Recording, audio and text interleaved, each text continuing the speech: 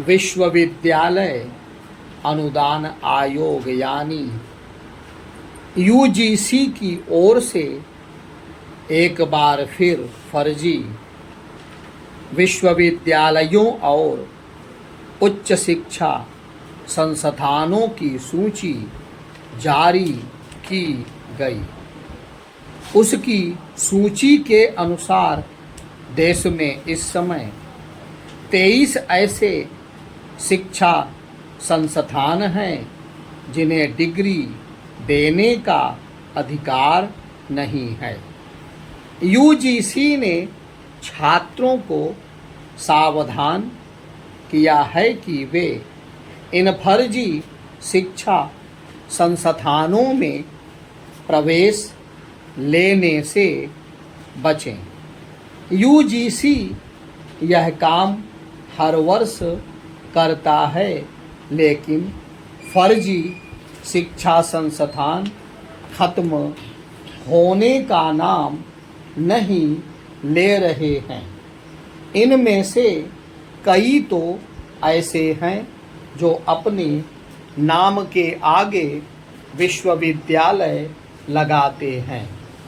कुछ तो ऐसे हैं जो दशकों से संचालित हैं। स्पष्ट है कि विश्वविद्यालय अनुदान आयोग उन पर लगाम लगाने में नाकाम है। इस नाकामी का एक बड़ा प्रमाण यह है कि उसकी नाक के नीचे यानी देश की राजधानी दिल्ली में भी कई फर्जी विश्वविद्यालय चल रहे हैं। वास्तव में यूजीसी फर्जी विश्वविद्यालयों की सूची जारी करने तक सीमित है।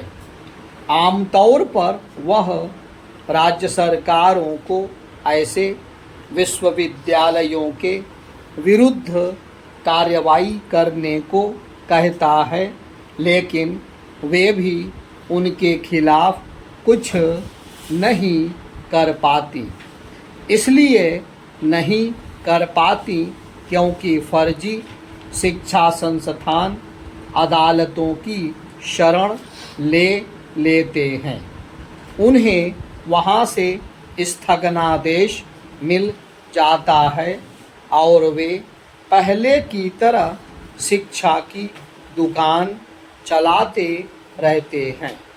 यह सहज ही समझा जा सकता है कि वे ऐसा करने में इसीलिए समर्थ रहते हैं क्योंकि उनकी वैधानिक स्थिति से अनजान छात्र उनमें प्रवेश लेते रहते हैं।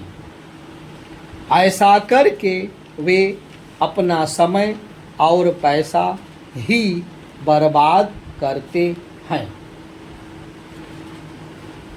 यह ठीक नहीं कि फर्जी विश्वविद्यालय सारी व्यवस्था को घाटा बताकर छात्रों को ठगने और उनका भविष्य बर्बाद करने का काम करते रहें।